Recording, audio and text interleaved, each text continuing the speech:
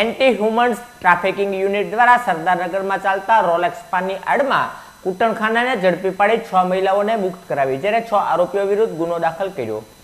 Anti human trafficking યુનિટને બાતમી મળી હતી કે રોલેક્સ પાનની આડમાં કૂટણખાનું ચલાવવામાં આવી રહ્યું છે, જે બાતમીના આધારે રેડ કરવામાં આવી હતી। આ રેડ દરમિયાન 6 મહિલાઓ સાથે 6 પુરુષો પકડાયા હતા, જેમાં પુરુષોમાં ત્રુપેશભાઈ, કાંતિભાઈ જાની, વિપુલભાઈ, માસાભાઈ ડાંગર, ઇલાધરભાઈ, કાર્તિકભાઈ રામજીભાઈ તથા ભરતભાઈ, જીવરાજભાઈ સોલંકી, સાબીરભાઈ, ઇમરાનભાઈ અબીબાણી અને અબ્દુલભાઈ ઇકબાલભાઈ અગરિયા ઝડપાયા હતા, જેમની વિરુદ્ધ કાર્યવાહી કરવામાં આવી હતી। જ્યારે આ રેડ દરમિયાન 6 મહિલાઓનો નિવેદનો લઈ તેમને મુક્ત કરવામાં આવ્યા હતા।